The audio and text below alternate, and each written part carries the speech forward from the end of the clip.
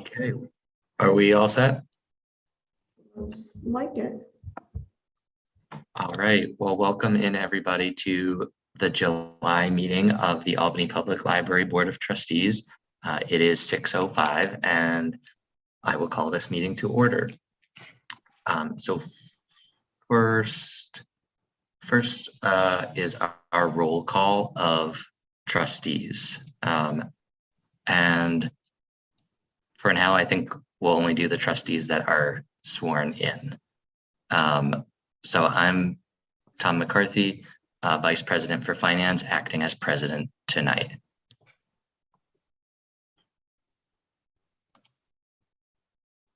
I'm Arlene Wood, trustee. And Sarah Masinski, trustee. Sorry, Board trustee. And Sarah Sarah, Dallas, trustee. thank you. And before we go on, I want to take a minute with Melanie to recognize the former trustees who are in the room at the Washington Ave Library with us tonight. I'm sorry I can't be there in person tonight, but I believe we have Donna Dixon and Dr. Brenda Robinson, I think I saw. And I'm sorry I can't see if any others are present as well. Jennifer Kara. Hello to all of you. So, as stated before, we wanted you guys here at this board meeting because we wanted to recognize you in person for all your hard work and dedication that you've given us to the library board of trustees and the APL library as a whole. So we have a lovely little gift for you all. I will show one of them to you and then pass them out, but we have a great picture of the Washington Avenue Library with their names on it.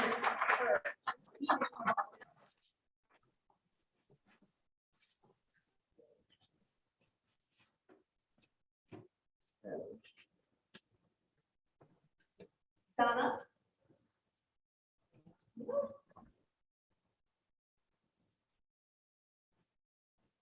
Jenna?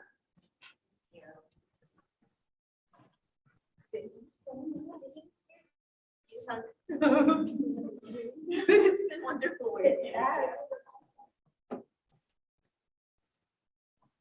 And yes, Dr. Robinson.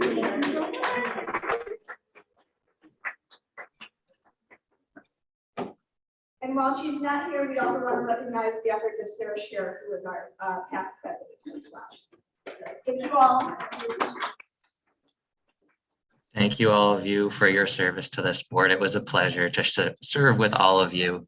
And I look forward to continuing to interact with you guys in the community in different ways. So thanks for being here tonight. So with that, I think we can do our public comment for this evening. Melanie or Sam, have we received any public comment for this meeting? We received one public comment. I won't read it in its entirety, but it was by a Therese from Arlington, Massachusetts. And just reiterating how lucky we are to be having Andrea Nicolai as our new executive director. The full comment can be read in board docs if anybody wants to read it, but she was the facilitator of the Robbins Library Book Discussion Group and has worked extensively with Andrea throughout her service as library director at Arlington Library. So she just wants to say how lucky we are to have her, and we look forward to her starting next month. Thank you.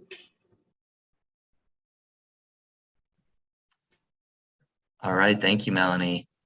So now for the main event. Tonight we have the swearing in of two new trustees to the Albany Public Library Board.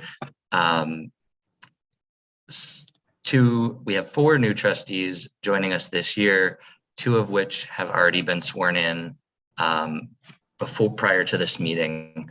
Andrea West, who could not be here with us tonight, has been sworn in, and Sarah Masinski, who was sworn in for our last meeting.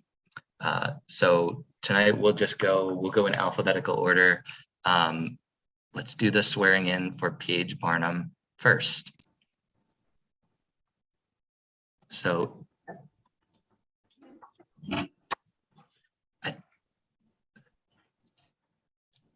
I'll read this in pieces and ask you, Paige, to repeat after me. I, Paige Barnum, I, Paige Barnum, do solemnly swear do solemnly swear that I will support the Constitution of the United States that I will support the Constitution of the United States and the Constitution of the State of New York, and the Constitution of the State of New York, and that I will faithfully discharge the duties of the Office of Trustee of Albany Public Library and I will faithfully discharge the duties of the Office of Trustee of the Albany Public Library according to the best of my ability. according to the best of my ability. Congratulations, Paige.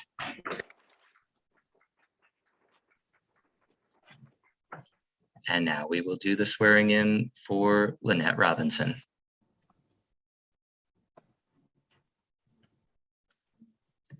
Okay, please repeat after me. I, Lynette D. Robinson, I, Lynette D. Robinson, do solemnly swear do solemnly swear that I will support the Constitution of the United States that I will support the Constitution of the United States and the Constitution of the State of New York, and the Constitution of the State of New York, and that I will faithfully discharge the duties of the Office of Trustee of the Albany Public Library and that I will faithfully discharge the duties of the Office of Trustee of the Albany Public Library according to the best of my ability. according to the best of my ability. Congratulations.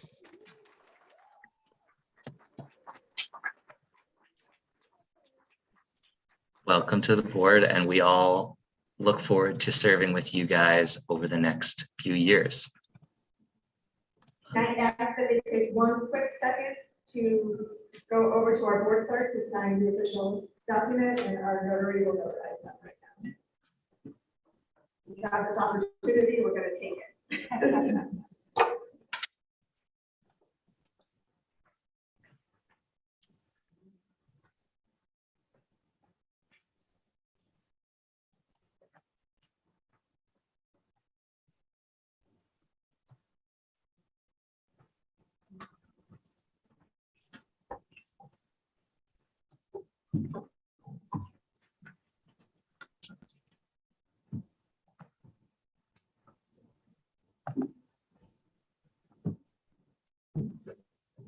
And Val, I'll deliver those to your office tomorrow.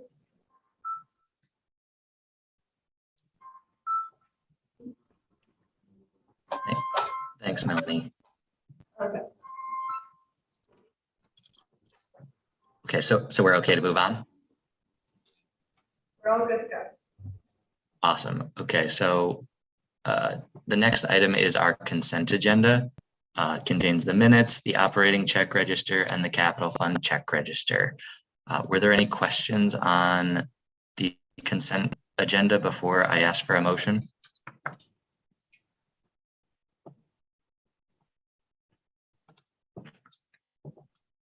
Seeing none, I will take a motion to approve the consent agenda.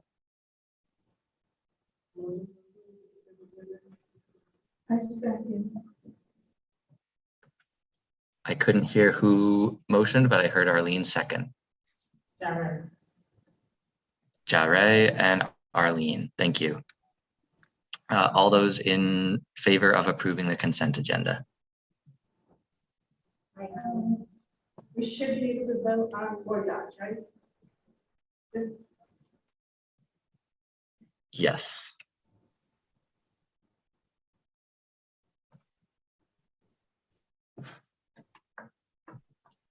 There it is.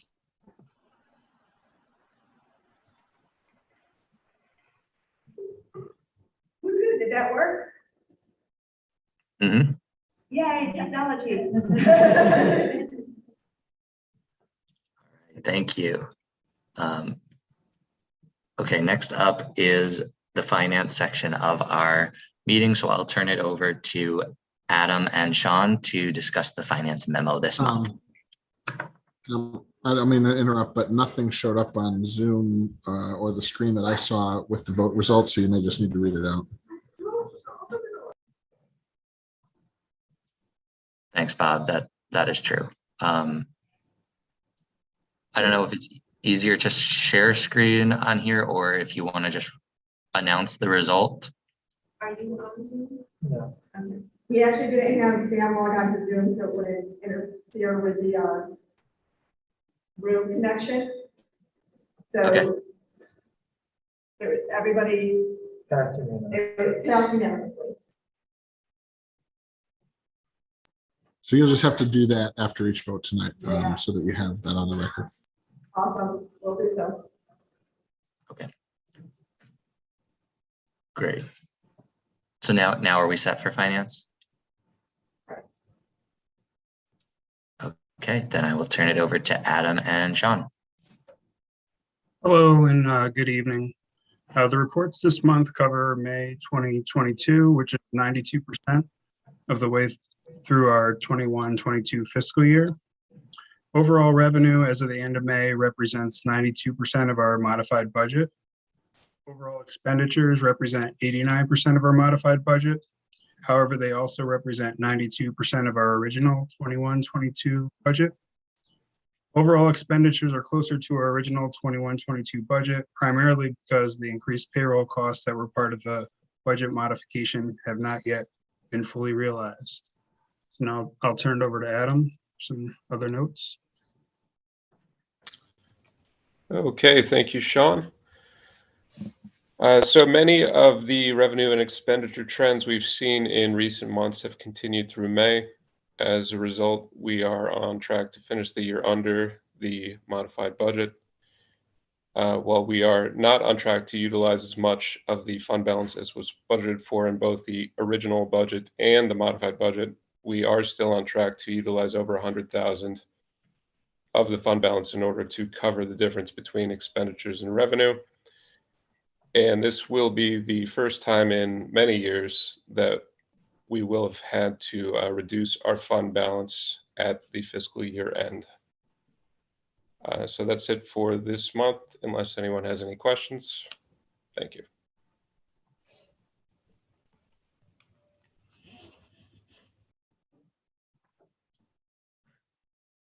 I do not have any questions. And it seems like no one else does either. So I think we can move on to the treasurer's report.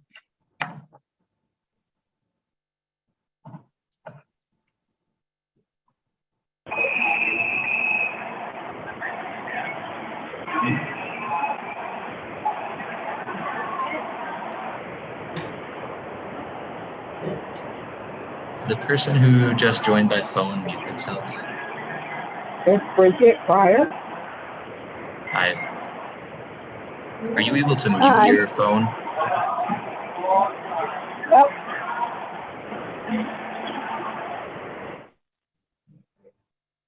Thanks. Thanks for joining us too.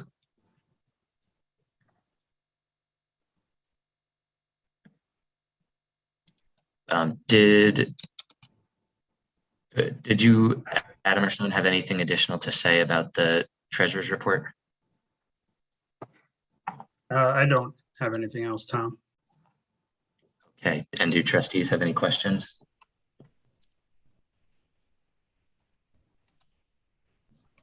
All right. And same thing for the capital report. Any questions or comments from trustees or Sean or Adam?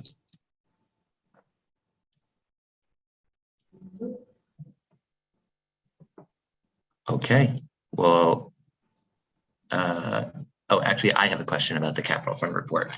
I noticed that only 35% of the capital fund budget has been expended, and we're 11 months through the year. Do we expect the rest of it to be expended or not? Not by the end of the 21-22 fiscal year. These have been ongoing projects that are tied to construction grants, and work has been inconsistent over the year. It's not something that was getting worked on throughout the year consistently. So I'm sure our facilities manager could give you the details on that, but no, you won't see that budget fully realized by the end of the 21-22 year. And when the capital fund report uses the term transfer revenue, what is it meant by that? Like, what is the transfer part of that? So that would represent funds that were transferred from our general checking account into the capital fund checking account based on the capital project amounts that were approved by the board. So these amounts, that amount you see on the report was transferred over based on previous board approval. Okay, cool. Thanks, Adam. Sure. All right, thank you, Adam and Sean, for our finance section. Now we will move on to agenda item number 6, trustees reporting out. Does anyone have any events from the last month that they would like to share that they attended?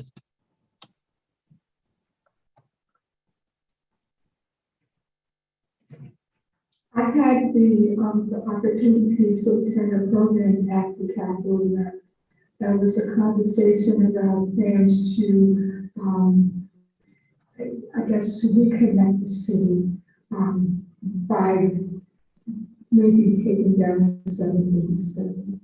And what was so nice to see was the presence of library staff in the midst of it. And so as we're talking about total revitalization of the city and reconnecting neighborhoods, Melanie was there. We had staff there, and they were recognized and embraced and just a part of the conversation. And it was nice to see it in action. You know it, you see it on small scale, but when you see people involved in city initiatives like that, that was just nice.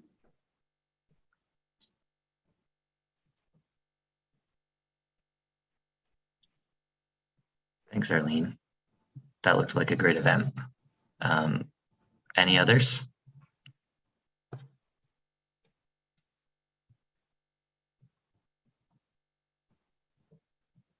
All right, thank you. Now we will move on to item number 7, the director's report.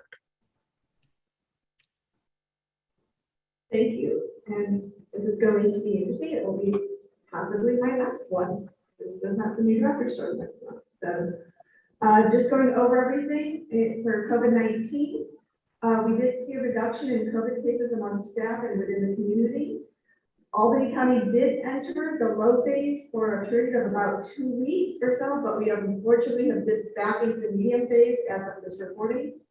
We are continuing to monitor the trends, and we still allow patrons and staff to mask up when they need to.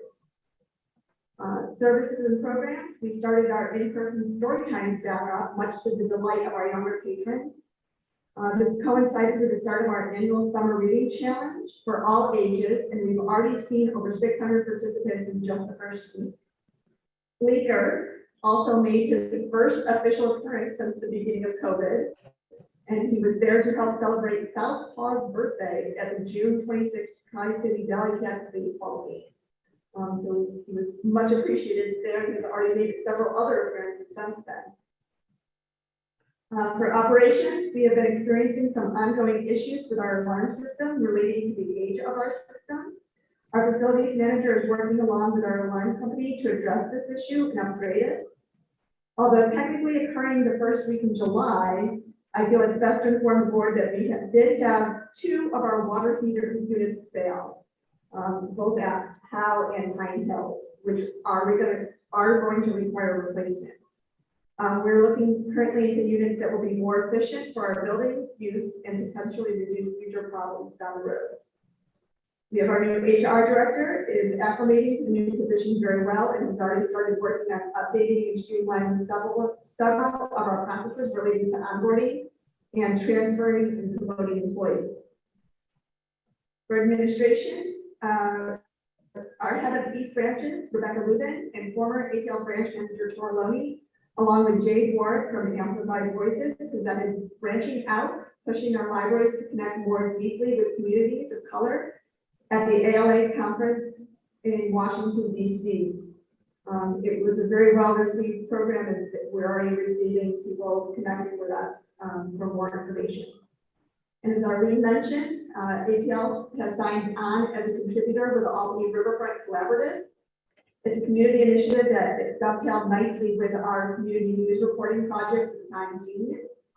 I attended their first official community gathering event where we were recognized with other community contributors.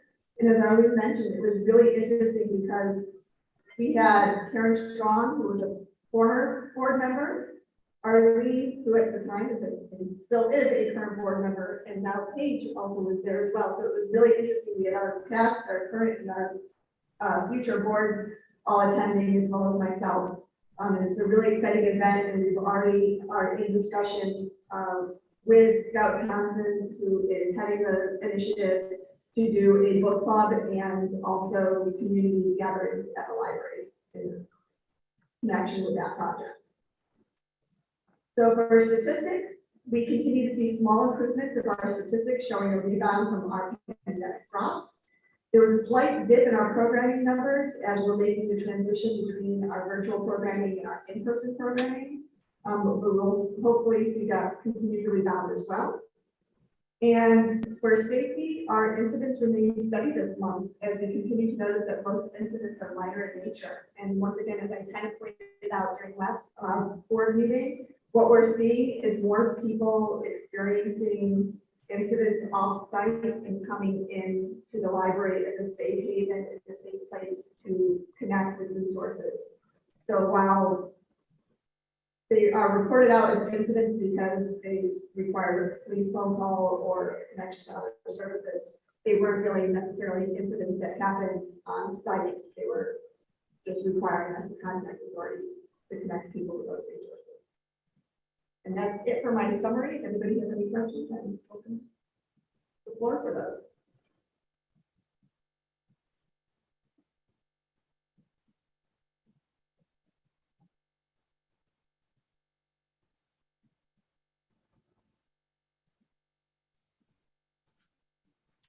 Any questions?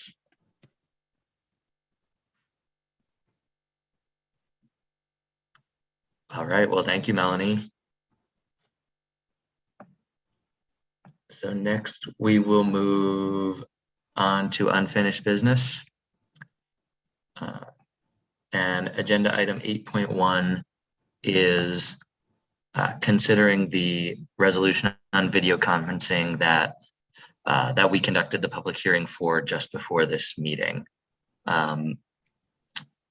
So just to give everyone a little overview, we've gone over this before, but just as a refresher and for the new members, this resolution is to adopt a video conferencing policy in accordance with the new state law that was passed earlier this year that would allow board members to attend the meeting virtually under certain circumstances that are outlined in the resolution and pursuant to state law. Basically, those circumstances are like if there's an illness, if there's some extenuating circumstance, the board member could still attend remotely. The one thing that we really have to decide before we're ready to vote on this is the length of the notice period that board members have to give to the board president and the executive director before the meeting. So if you look at the fourth bullet near the bottom of the first page, you'll see near the end, with the last sentence says, a trustee with extraordinary circumstances who wishes to attend a meeting by video conference must notify the president and executive director as soon as practicable, but in no event later than 3 days before the meeting. At our previous meeting, we talked about possibly making that 24 hours, but we can leave it as 3, we can make it 2, we can make it 1. So we need to discuss that part, and then we can vote. Tom, I think you also just need to confirm that you want to have it applicable to the committee meetings as well. Yes, okay, thank you, Bob.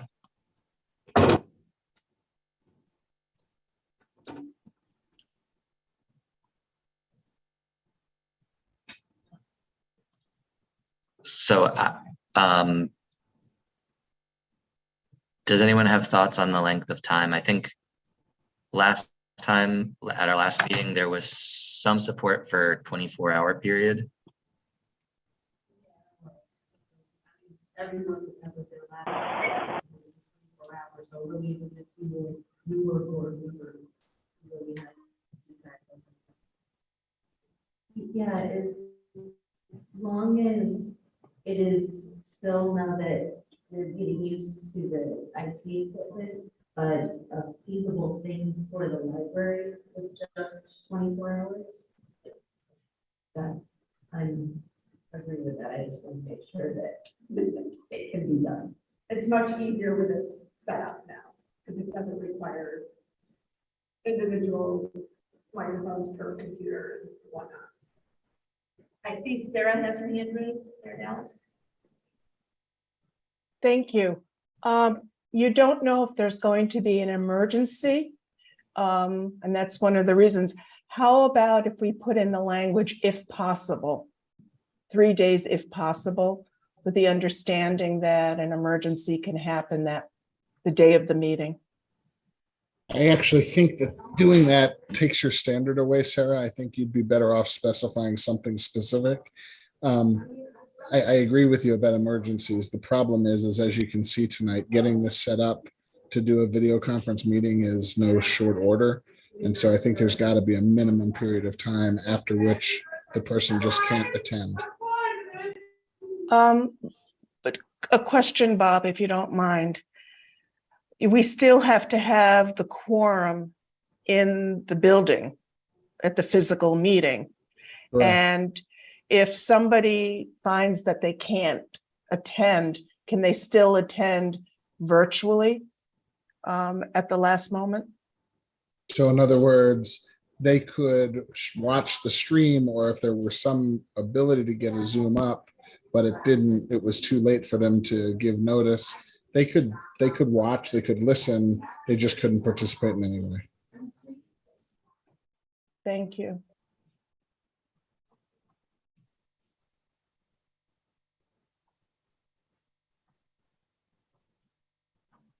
Can we change it to 2 days?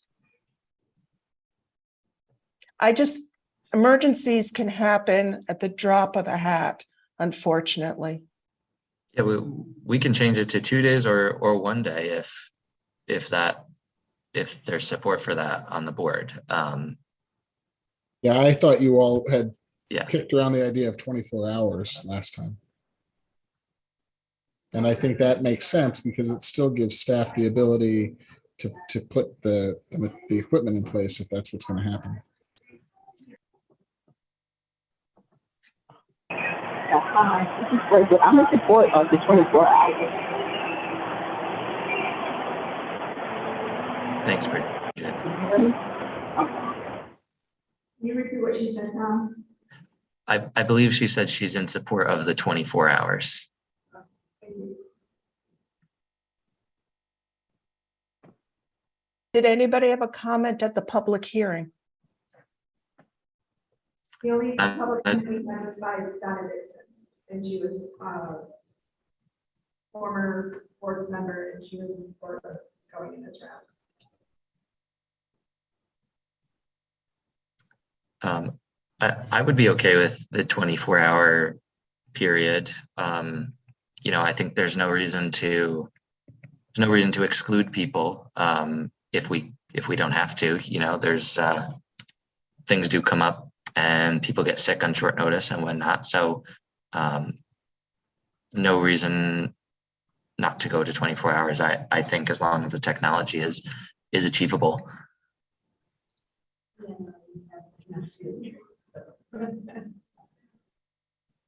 I would also echo that, just I'm open to shorter periods as long as the technology's on site, but staff's not setting up 24 hours in advance even, are they? No, we're setting up the morning on. So that's what I wanted, like, can you even reduce it to like something like 12 hours? Like, where's the line that allows for us to, put a concrete number in this document, but like recognizing like the logistics actually setting it up? So with this new setup in this room, it's actually not too difficult. I would, at least by noon, with the day of the meeting would probably work. I would support that. Emergencies are not. Right. And so when we can do one of those, we will. But, we have to work sometimes. I think that would, ample time to do if someone was planning to be virtual, could accommodate showing up on site so that we have people in the building, I think, like also like where's the flexibility? I think that's more what I would be concerned about is making sure that we have quorum on site the day of the meeting. So I think if we keep 24 hours, knowing that we have quorum on site before the meeting, and then, obviously, my thought is if there's an emergency that would preclude somebody more than 24 hours, we most likely couldn't attend the meeting anyway. So if it's like another death or whatnot, they would probably just not attend the meeting that day. That's my opinion.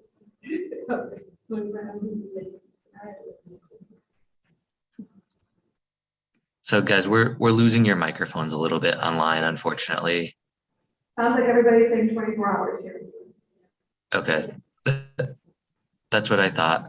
And so the other thing to consider besides that time period with this resolution is whether we want it to apply to committee meetings as well as the full board meetings. I personally, I don't mind if it applies to committee meetings, since we typically always hold those at the Washington Ave branch anyway. I think it would be okay, right? Like all the same consideration. Bob, my concern is with the quorum. Would that pertain to the committee meeting, so they would have to have 2 members on site? I can't hear the question. I'm sorry. So the question is, with committees, there's generally 3 individuals, so quorum would be 2. So that would mean 2 people would have to be on site. Yes, that's what That is the rule. That's right. You'd have to follow that rule.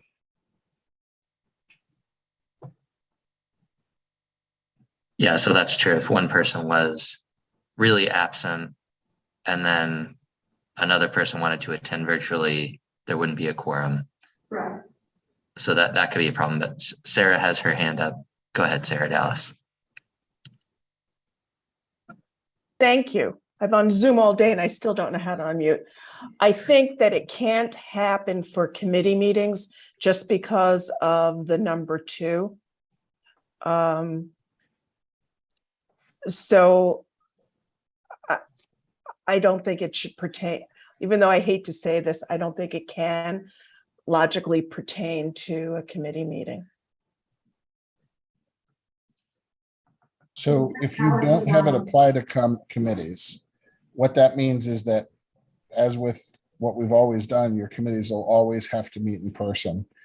If you had a situation where 2 people can meet and the third was on a business trip and could meet if they were able to video conference, this would allow that.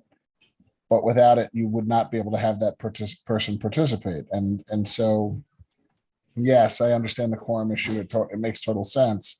But you are giving up that one possibility of having somebody be able to participate remotely rather than not participate. It might save you from having to reschedule a meeting.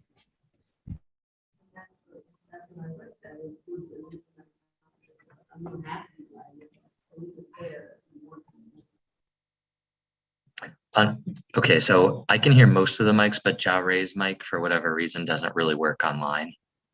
Can you hear me now? I guess I'm not thinking about them. Yes, now I can hear you. Okay, so I was saying, I just like it to be able to have another option. We don't have to utilize it, but just, so that it's there in case we can't have it, as Bob was saying.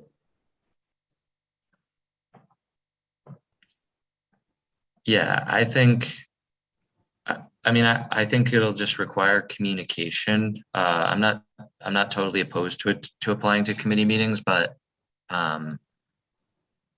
it will require communication. Like if someone wants to give notice, 2 days ahead, I think it'll kind of be on the board president to know whether a quorum is expected, which the board president might not always know, right? If you're giving notice to the board president, but if it's like a committee that the president's not on, that person might not know whether quorum is expected at the meeting.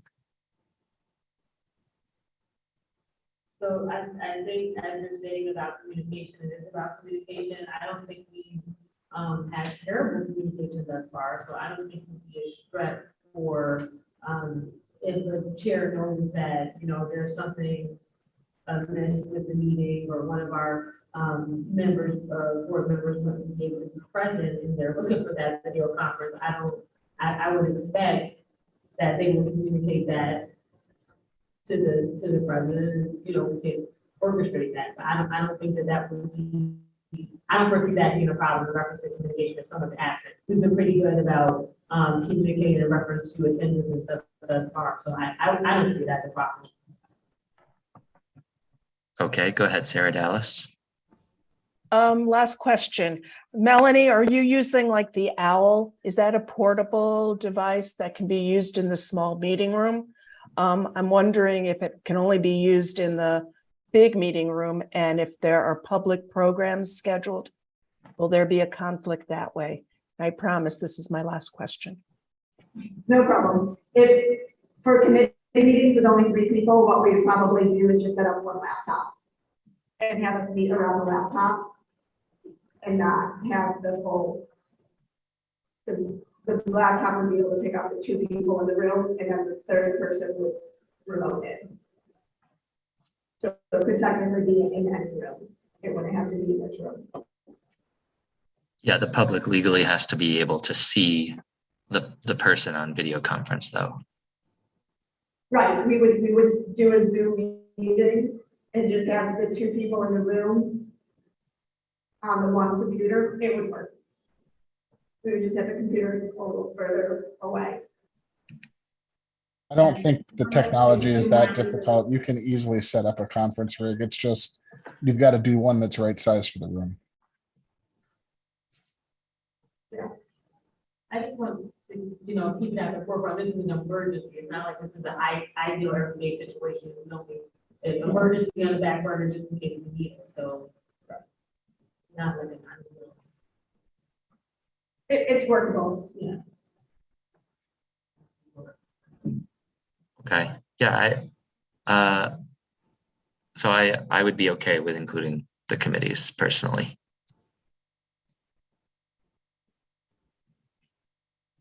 I'm in support of including the committee for the reasons that are laid out. Just to give you options.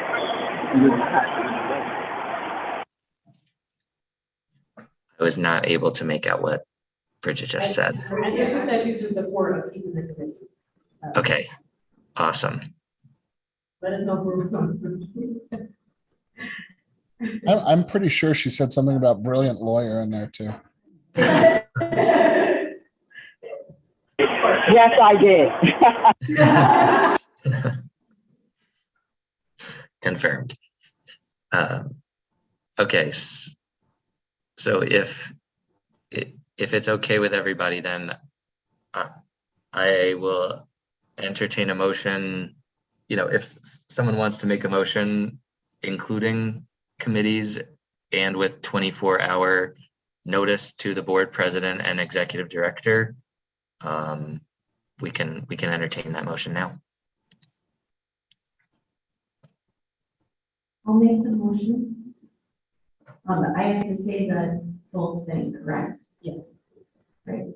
I motion to allow us to remote into meetings with a 24-hour notice as per the resolution discussed in the definitely earlier. Second. Okay. Motion by Sarah Masinski and second by Lynette, I think I heard. Yeah. Okay, now we can go to board docs to vote.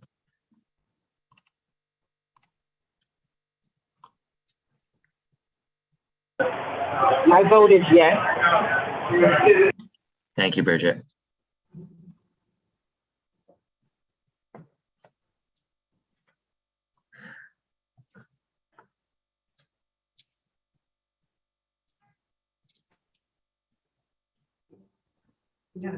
Voted unanimously.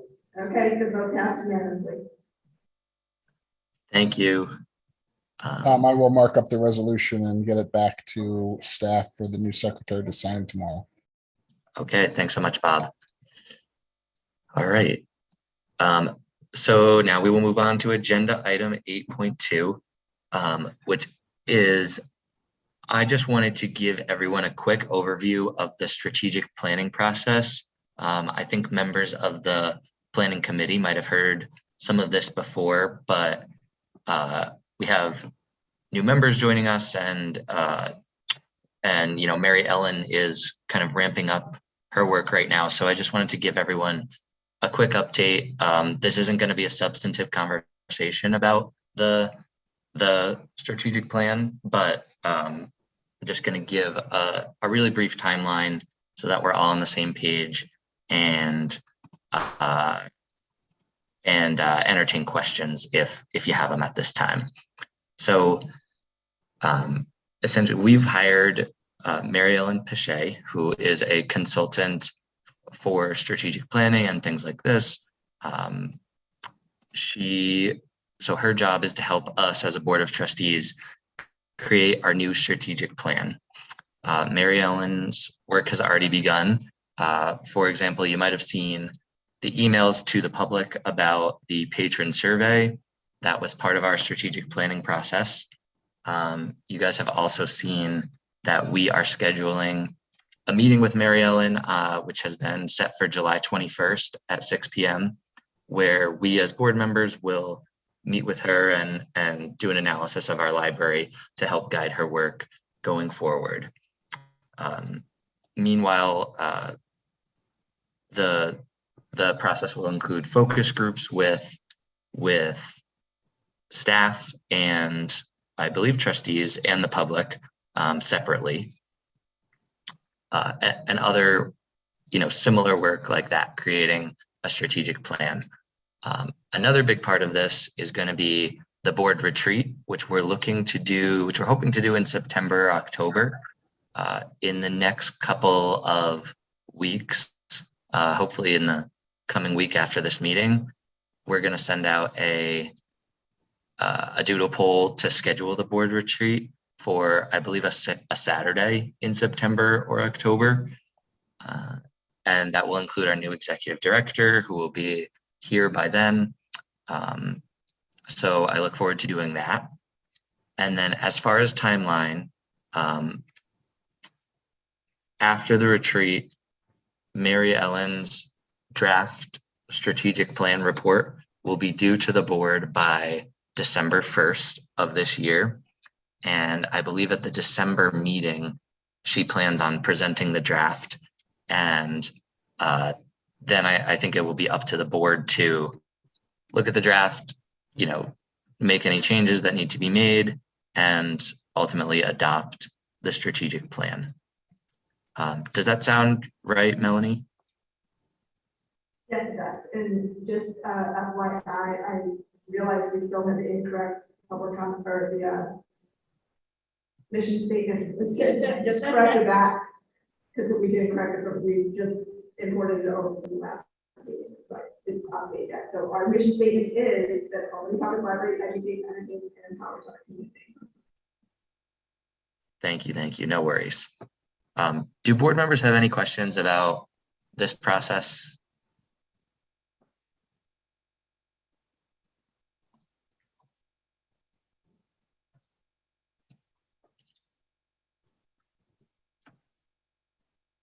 Okay, great. I just wanted to make sure that we all heard that and we're on the same page about the timeline. So the next step will be our July 21st meeting. And yeah, that will be a virtual meeting, if I'm not mistaken. So we'll be able to attend via Zoom.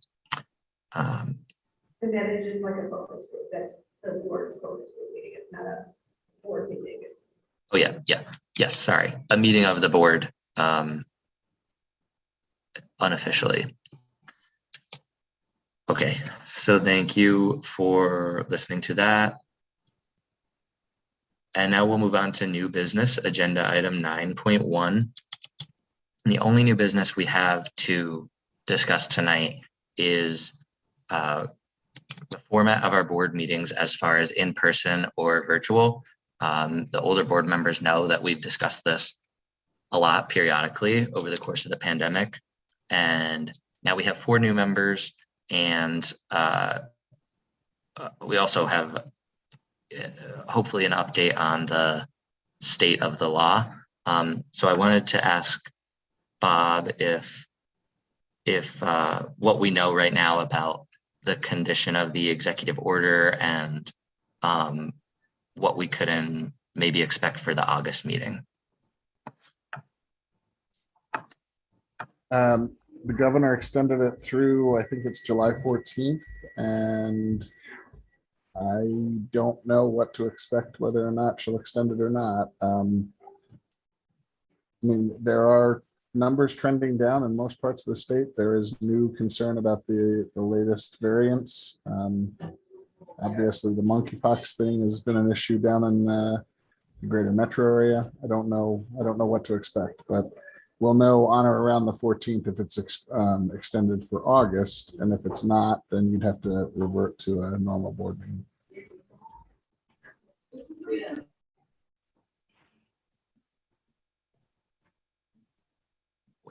Did someone say something in the room? No?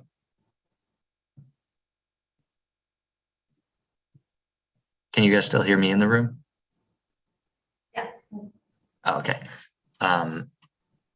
Okay, thank you, Bob. So I wanted to talk again about whether you guys think we should be going fully back in person now that we've adopted our video conferencing resolution for emergencies. I personally like meeting in person. I realize I'm ironically virtual tonight, but after tonight, I personally would like to do our meetings in person. But I wanted to throw it to the board and come to a consensus. Like Bob said, we might not have a choice depending on how the executive order goes, but even if the executive order is extended, we could choose to meet fully in person if we wanted to. And so I wanted to ask you guys where you're all thinking for the future.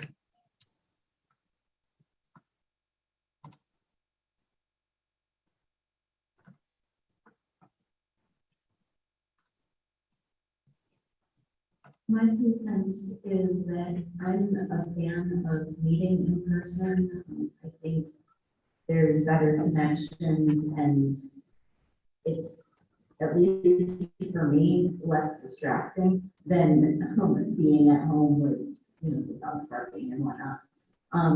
But I don't want to, have to enforce that on someone who maybe, it's better for them to meet, virtually, or, someone is particularly nervous about COVID or public or something like that. I think that, mine is a preference where someone else might have real concerns. Sarah Dallas, go ahead. Thank you. What some of the new board members might not know is that I have some medical issues, but I have bought K95s, which are the stronger masks, the more protective masks, so that I can attend meetings in person. So I'm willing to attend in person.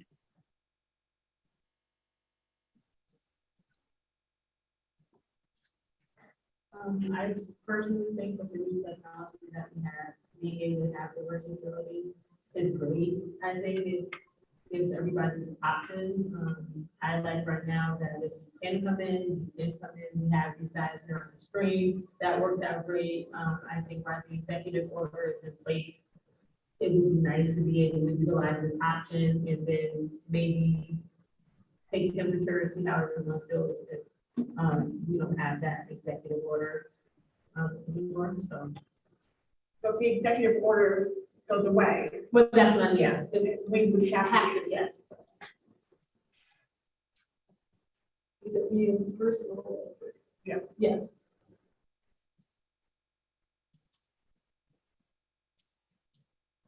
Yeah.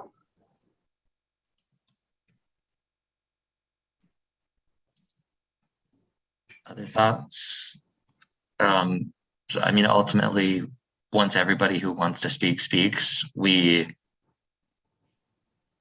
can make a motion or not. Or, if we don't make a motion, we'll just, I guess I'm not sure. I'd like to reach a more, Valid, right, on it. I Yeah. mean, I'm really, the conversation is really all the executive orders in place. Once it goes away, we don't kind of have, right? So really, is if we want to utilize the option to all be in person, or if we just want to continue to do this, really. Once it goes away, we have to. If the executive order is going away soon, yeah, that, we may be having this conversation. Absolutely. For no reason. Well, absolutely, just that it's gonna get extended, so we've been dealing with this for as long as it's been in place, so he's gonna get extended, he's gonna get extended, so, yeah. That's why this continues to be a. Back and forth on, but. So with the motion being voting on it to be in person, that is the motion, right, to go back in person? If the executive order gets extended, you are making the decision that you would still want to be in person. Yes. Hi, this is Bridget. I think we should table it only because it's kind of moot. Because the if the executive order comes through, it's a done deal anyway. Yeah. That we have to meet in person if it's going to go away. So I think we should revisit it when that action is taking place. Mm-hmm. Yeah. So the question is, we're meeting before we know whether the executive director, whether the executive order is getting extended. So, and that's just a coincidence of the way the calendar falls. So the question we need to decide is whether for our meeting in August, if it is extended, whether we want to do virtual, hybrid like this, or fully in person. Okay, I'm in support of hybrid. Okay, Bridget said she's in support of hybrid. Me as well. I'm okay to make a motion.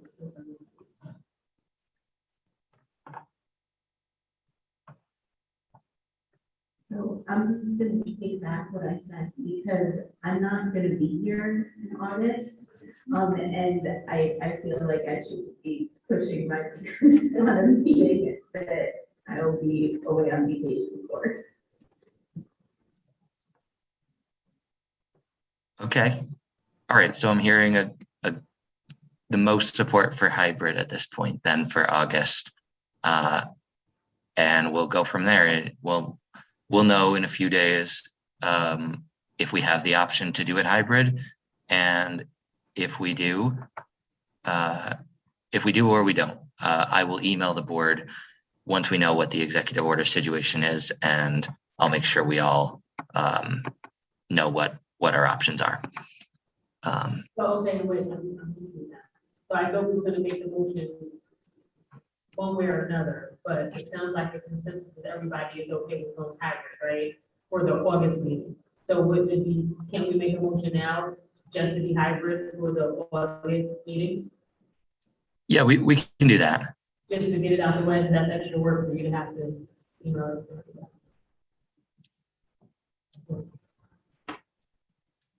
Yeah, do you want to make that motion, Jared? I'll make the motion for the August board meeting to be hybrid. I'll second. That should be executive order. Should be executive order. Okay, now can we go to board docs to vote? I know it might take a minute to get that up. Yeah, I'll have it at this point. Second. Yeah. My vote is yes. It should be up now.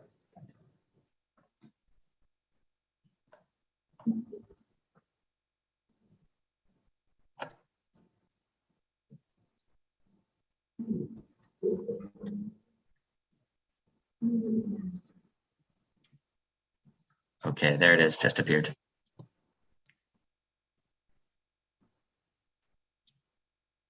This is Bridget, my vote is yes. Thanks, Bridget.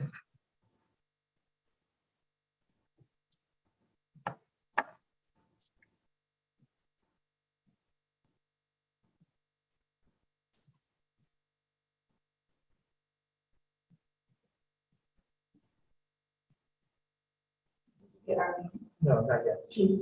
Vote yes. Pass the NMC.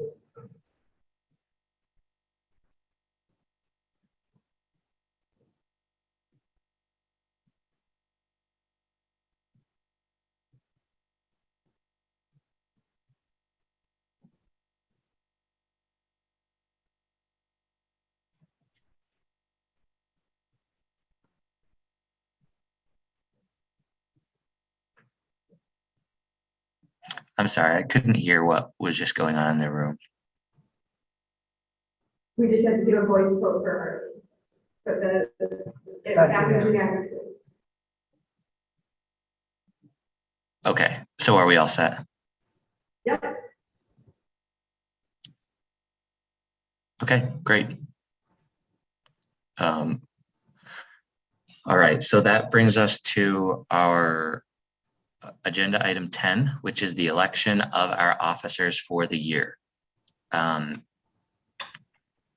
This process, as you may or may not know, is a bit lengthy. There's a lot of motions that need to be made, and I have a script here that I will follow to get us through. So just bear with me as we go through.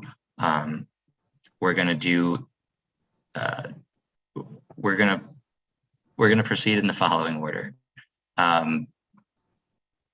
President, vice president for finance, and then secretary. each office will, I'll open the nominations, and then we'll take motions for candidates, and then I'll close the nominations, and then we'll vote. So I'll read that out in the script for each one, but just bear with me as we go. So we will start with the office of president. I will now open the nominations for the office of president. Does any trustee wish to make a nomination? Sarah Dallas.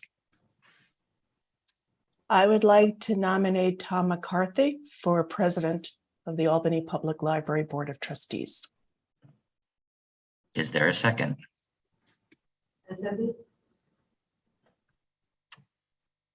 Thank you, Sarah and Jare. Are there any other nominations for president? Hearing no further nominations, I'll entertain a motion to close the nominations for president.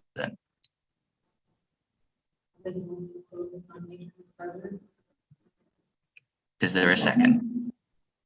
Any discussion? Thank you. Any discussion? All those in favor of closing the nominations, please say aye. Aye. Aye. Any opposed?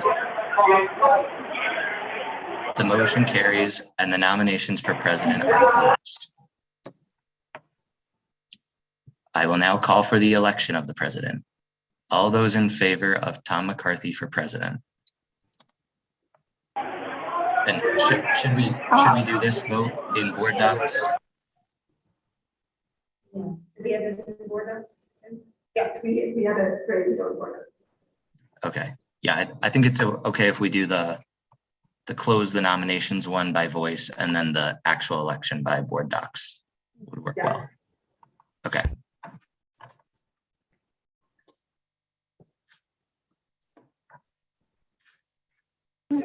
My vote is yes. Thanks, Bridget. This is Bridget. Thank you. A motion to what? The motion to elect McCarthy. Yeah, who made that motion? The first one is Sarah Dallas. And then the second is oh, no, I don't know. I didn't. Yes, you did.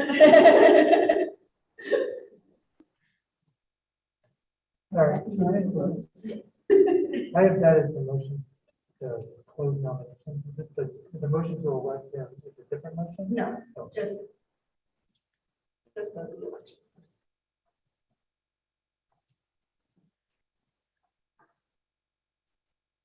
It's a little confusing.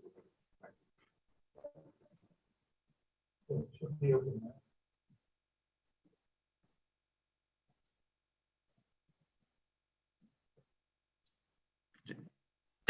Is there any rule that people should abstain if they are the candidate? No, we've gone through this before. You're allowed to vote. Okay. That's what I thought. I just wanted to make sure. Passed unanimously. That's unanimously. Thank you, guys. That means a lot. I appreciate that.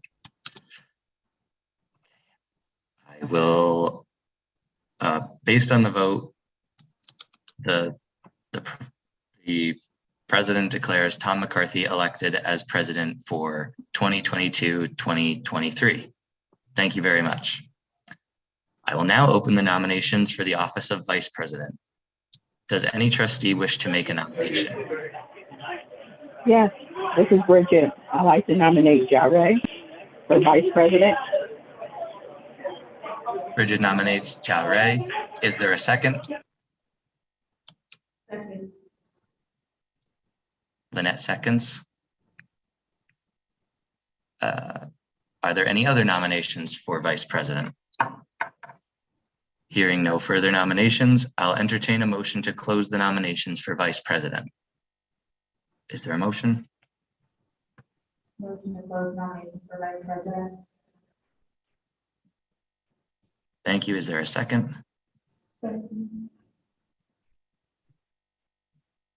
Second by Arlene.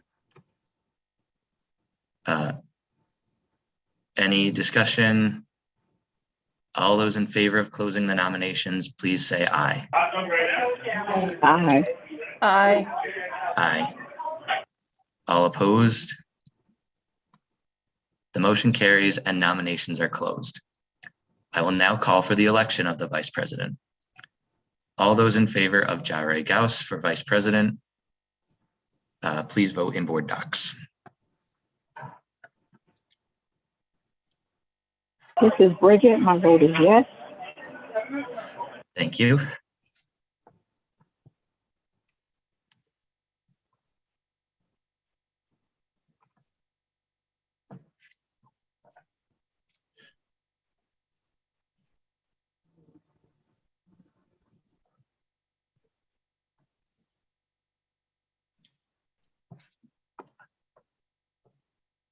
That's unanimous. It passed unanimously. Based on that vote, the president declares Jare Gauss elected as vice president for 2022-2023. Congratulations, Jare. I will next open the nomination for the office of vice president for finance. Does any trustee wish to make a nomination? I do. I move to nominate Sarah Dallas for the position of Vice President of Finance. Is there a second? I second. Bridget. Bridget seconds. Are there any other nominations? Hearing no further nominations, I'll entertain a motion to close the nominations for Vice President for Finance. Is there a motion? I move that we close the nomination. Is there a second? Second. Any discussion? All those in favor of closing the nominations, please say aye. Aye. Aye. Aye. The motion carries and the nominations are closed. I will now call for the election of the Vice President for Finance. All those in favor of Sarah Dallas for Vice President for Finance will vote in board docs. This is Bridget. I vote yes. Thank you.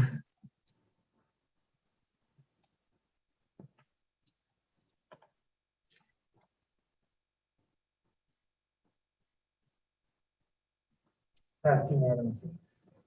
It passed unanimously. Based on that vote, the president declares Sarah Dallas elected as the Vice President for Finance for 2022-2023. Congratulations, Sarah. And finally, I will open the nominations for the office of Secretary. Does any trustee wish to make a nomination? Yes, I would like to nominate Bridget Pryor for secretary.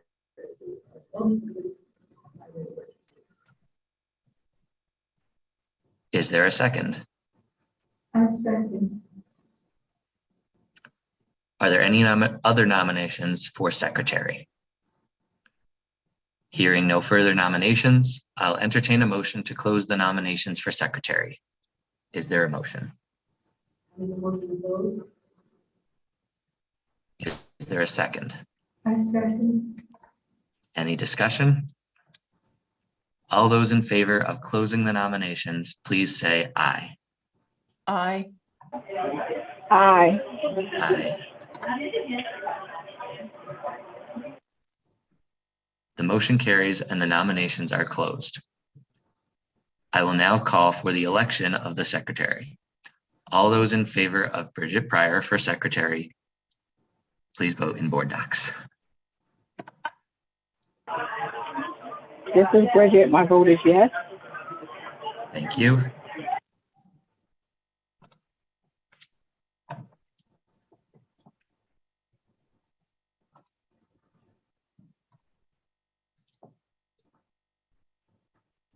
Passed unanimously.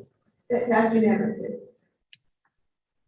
Based on that vote, the president declares Bridget Pryor elected as the secretary for 2022-2023. Congratulations, Bridget. Congratulations. Congratulations to everyone on the new executive committee.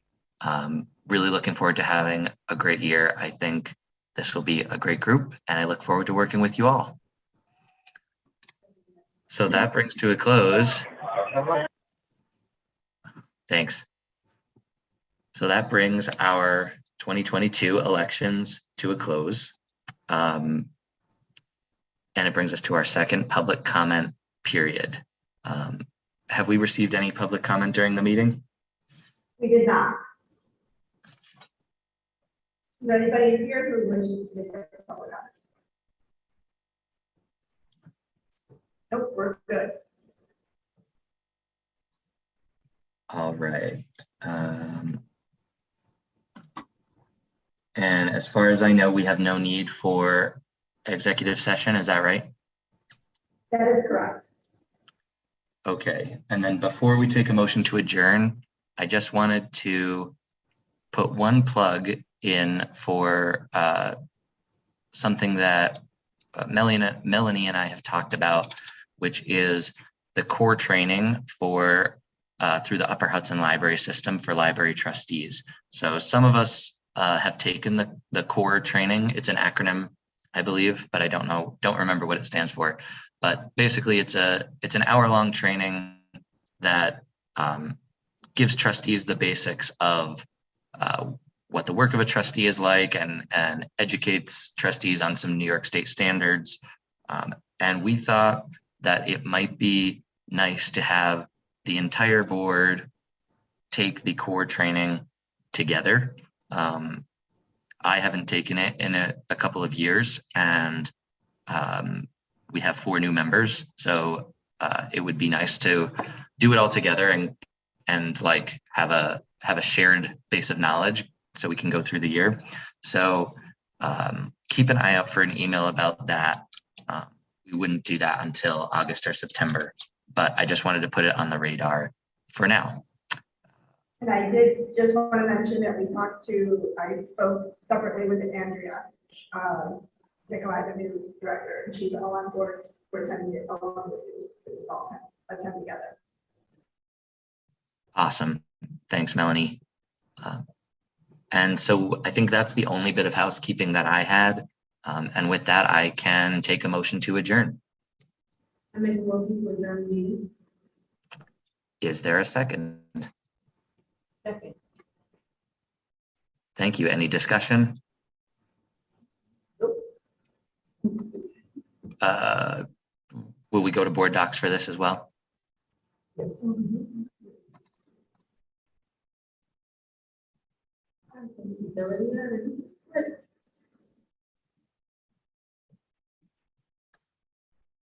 There it is.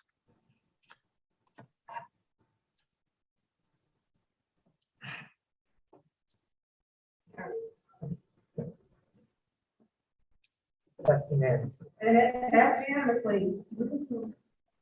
Wonderful. Thank you guys so much for participating today. That's all I have. If you guys need anything from me at any point, I think everyone has my cell phone now. Just email me, call me, text me. And yeah, I look forward to seeing you all soon. The meeting, guys. Thank you. Tom, I'll probably call you or text you in a couple of minutes. Okay, great. Thank you, Melanie. Is this recording going to be turned off? I am turning it off now.